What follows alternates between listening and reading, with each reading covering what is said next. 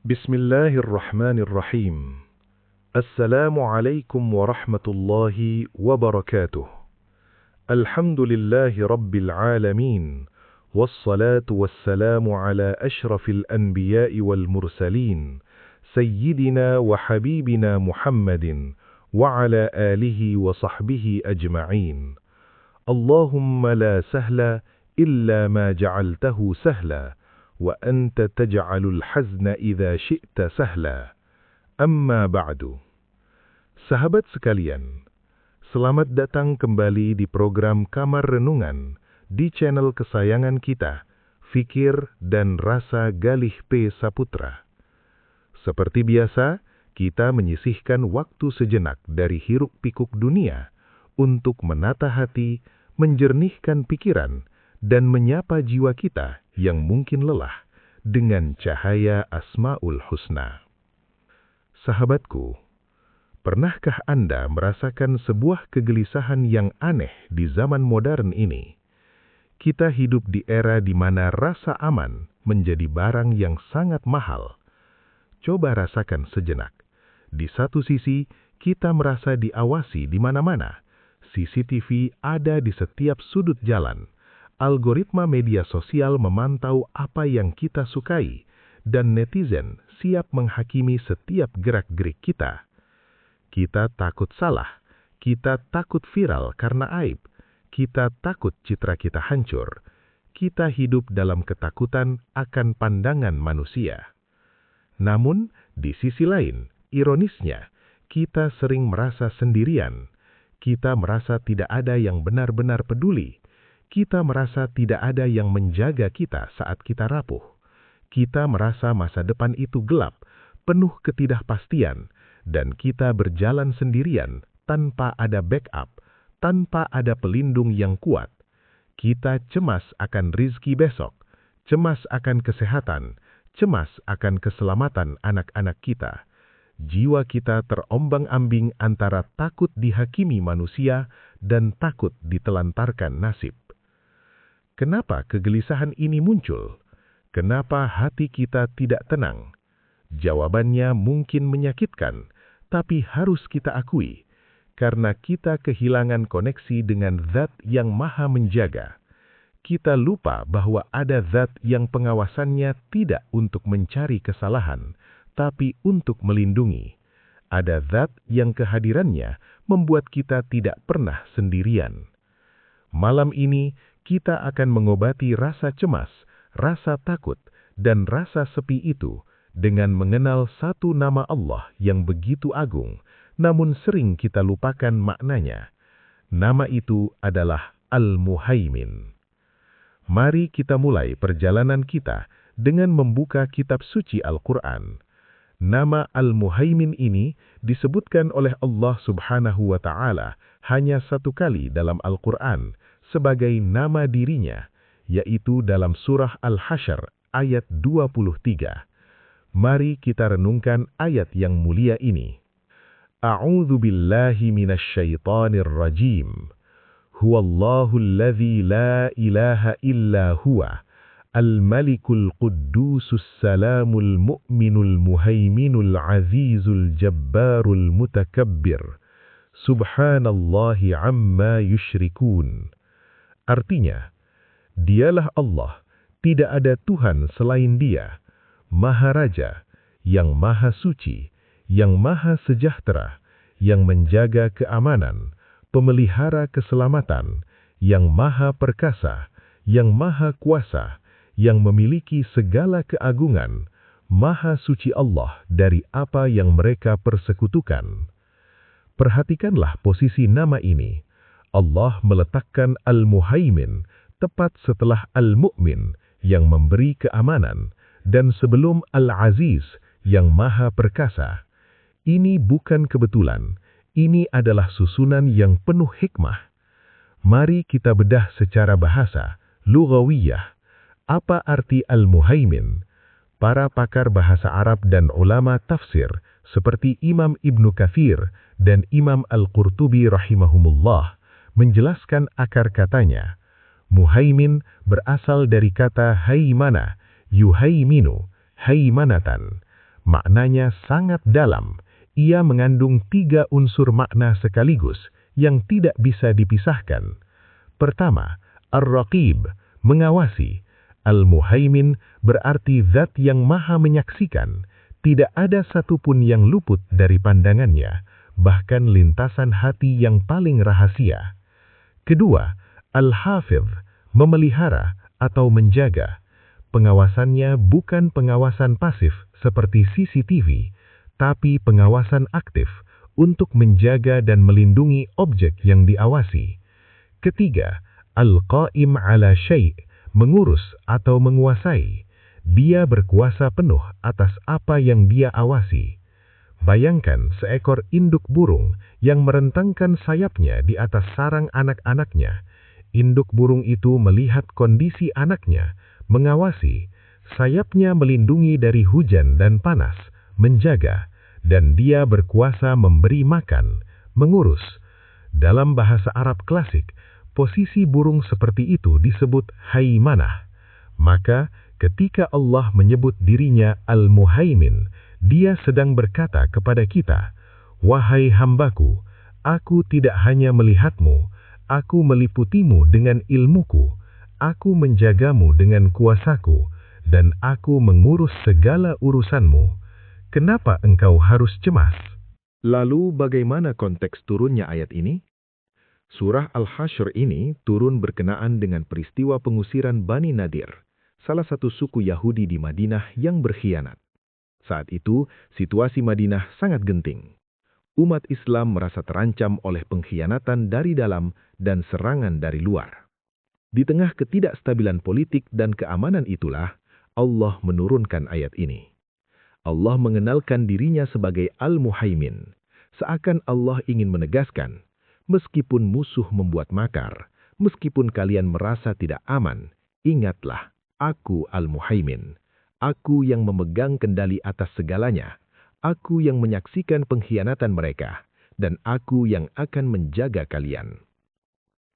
Pelajaran besar dari ayat dan asbabun nuzul ini adalah, rasa aman sejati tidak datang dari sistem keamanan canggih, tidak datang dari banyaknya tabungan, tapi datang dari keyakinan bahwa hidup kita ada dalam genggaman Al-Muhaimin. Sekarang mari kita melangkah ke sumber kedua. Hadis Rasulullah Sallallahu Alaihi Wasallam. Bagaimana Nabi mengajarkan kita untuk merasakan kehadiran Al-Muhaimin ini? Ada sebuah hadis yang sangat populer, diriwayatkan oleh Imam Tirmidzi dari sahabat Abdullah bin Abbas radhiyallahu anhuma. Hadis ini memiliki asbabul wurud atau latar belakang yang sangat indah. Saat itu, Ibnu Abbas masih seorang anak kecil. Beliau dibonceng oleh Rasulullah Sallallahu Alaihi Wasallam di atas tunggangan beliau. Bayangkan, seorang pemimpin umat membonceng anak kecil, sebuah kedekatan yang luar biasa. Di atas perjalanan itu, Rasulullah memberikan nasihat yang menjadi pondasi akidah bagi seorang mukmin. Beliau bersabda, "Ya ghulam, inni u'allimuka kalimat. Ihfazillah yahfazka. Ihfazillah tajidhu tujahaka." Artinya, wahai nak, sesungguhnya aku akan mengajarkanmu beberapa kalimat. Jagalah Allah, niscaya Dia akan menjagamu.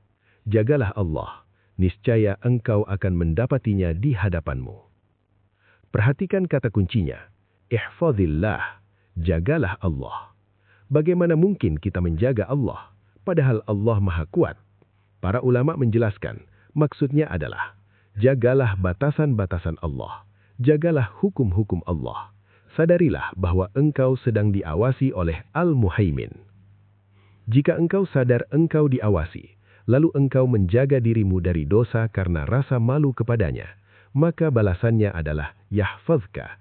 Dia akan menjagamu. Inilah korelasi Al-Muhaimin. Ketika kita merasa diawasi oleh bos, kita rajin bekerja. Ketika kita merasa diawasi polisi, kita tertib lalu lintas. Itu pengawasan makhluk yang membuat kita takut. Tapi pengawasan Al-Muhaimin berbeda. Hadis ini mengajarkan bahwa kesadaran akan pengawasan Allah atau muraqabah justru melahirkan proteksi. Jagalah Allah. Allah menjagamu. Jaga apa? Allah akan menjaga duniamu, rizkimu, kesehatanmu, Dan yang lebih penting, Allah akan menjaga agamamu saat engkau menghadapi fitnah atau sakaratul maut.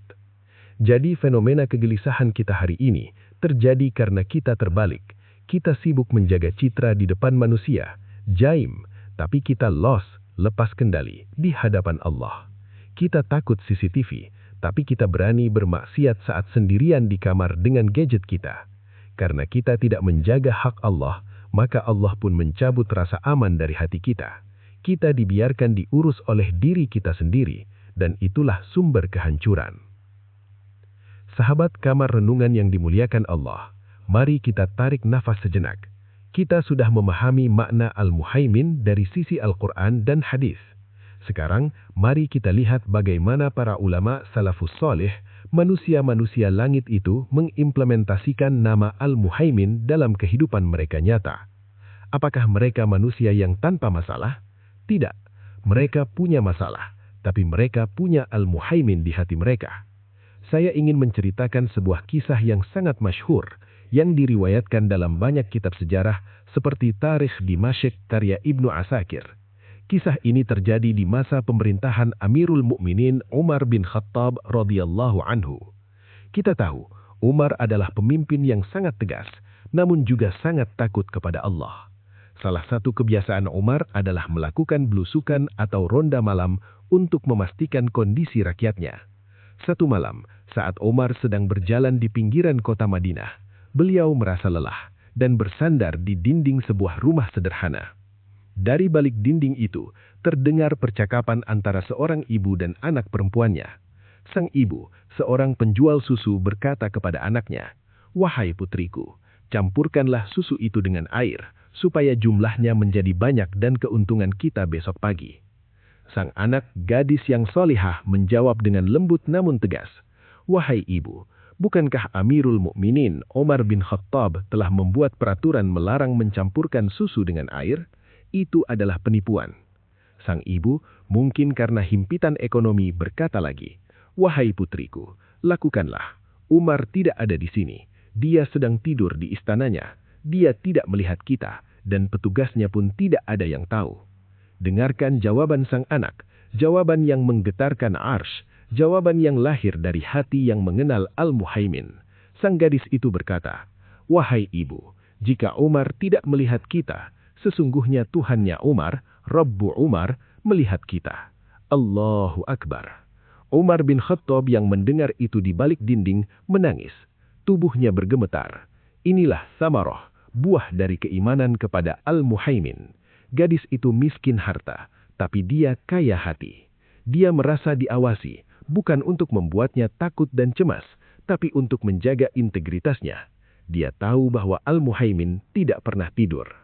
Apa yang terjadi selanjutnya? Umar tidak menghukum mereka. Justru keesokan harinya, Umar mengumpulkan anak-anaknya dan berkata, "Siapa di antara kalian yang ingin menikah?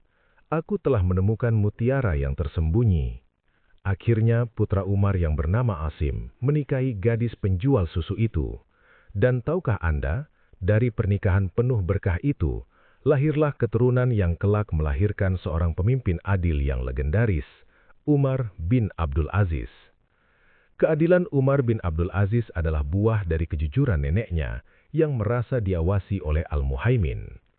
Kisah ini menampar kita, sahabat. Di zaman sekarang, kita sering berkata, "Ah, tidak ada yang tahu. Ah, ini cuma korupsi kecil. Ah, ini cuma dosa mata di internet."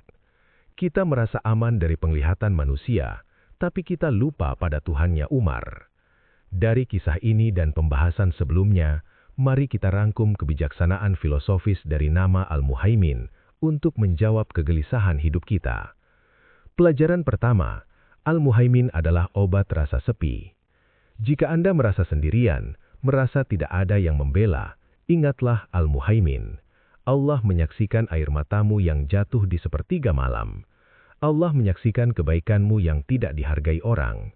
Allah menyaksikan kesabaranmu menghadapi pasangan yang sulit atau atasan yang zolim. Tidak ada yang sia-sia, karena Dia menyaksikan, Dia pasti akan memperhitungkan. Kesadaran ini akan membuat batin kita tenang. Cukuplah Allah yang tahu. Itu adalah kalimat yang sangat memberdayakan. Pelajaran kedua, Al-Muhaimin adalah rem dosa. Masalah terbesar kita hari ini adalah hilangnya integritas. Kita menjadi orang yang berkepribadian ganda, solih di depan orang, tapi liar saat sendirian. Ini berbahaya, ini merusak hati. Dengan menghadirkan Al-Muhaimin, kita punya rem internal. Kita malu berbuat dosa bukan karena takut viral, tapi karena malu kepada zat yang selama ini memberi kita nafas. Duhai Allah, Engkau sedang menatapku. Bagaimana aku tega bermaksiat dengan nikmat yang Engkau beri? Pelajaran ketiga, Al-Muhaimin adalah jaminan masa depan. Kenapa kita cemas akan masa depan? Karena kita merasa kita yang harus mengendalikan semuanya. Padahal kita lemah. Serahkanlah kekhawatiranmu kepada Al-Muhaimin. Dia yang mengurus alam semesta. Dia pula yang akan mengurus rizkimu dan keluargamu. Tugas kita hanya ikhtiar, berusaha sesuai aturannya. Sisanya biarkan Al-Muhaimin yang mengatur skenario terbaik untuk kita. Sahabatku, sebelum kita akhiri perjumpaan jiwa ini, mari kita masuk ke sesi muhasabah. Mari tundukkan kepala sejenak. Lupakan siapa diri Anda di luar sana. Lupakan jabatan Anda, harta Anda, gelar Anda. Di sini, kita hanyalah hamba yang lemah. Tanyakan pada hati kecilmu yang paling dalam. Wahai diriku, sudah berapa banyak dosa yang aku lakukan saat sendirian, yang aku sembunyikan dari manusia, padahal Al-Muhaimin menatapku dengan jelas. Wahai diriku, kenapa aku begitu takut kehilangan penilaian manusia, tapi aku begitu berani meremehkan pandangan Allah? Apakah rizki yang aku bawa ke rumah untuk anak istriku benar-benar bersih dalam pandangan Al-Muhaimin, ataukah ada hak orang lain yang aku ambil diam-diam? Astagfirullah, astagfirullahalazim. Mari kita berdoa, memohon agar nama Al-Muhaimin ini tidak hanya menjadi wawasan di kepala, tapi menjadi cahaya di hati. Allahumma ya Muhaimin, wahai zat yang maha menjaga, maha menyaksikan, dan maha mengurus hamba-hambanya. Kami datang kepadamu dengan membawa hati yang penuh noda. Kami sering lupa bahwa Engkau menatap kami. Kami sering merasa aman dari pengawasanmu. Ampuni kelalaian kami, ya Allah. Ya Muhaimin, jadikanlah kami hamba yang merasa cukup dengan pengawasanmu. Hilangkanlah rasa cemas dan takut yang berlebihan dari dada kami. Gantikanlah dengan ketenangan iman. Jagalah diri kami, keluarga kami, dan anak-anak keturunan kami dari fitnah dunia yang menyilaukan. Tanamkanlah sifat muraqabah di hati kami, sehingga kita bisa menjaga kehormatan diri di kala ramai maupun sepi. Rabbana atina fid dunya hasanah, wa fil akhirati hasanah, wa qina adzaban nar. Subhana rabbika rabbil izzati amma yasifun, wa salamun alal mursalin, walhamdulillahi rabbil alamin. Semoga Allah Al-Muhaimin senantiasa menjaga iman dan langkah kita. Terima kasih telah menyimak Kamar Renungan. Mohon maaf atas segala kekurangan. Wallahul muwafiq ila aqwamit thoriq. Wassalamualaikum warahmatullahi wabarakatuh.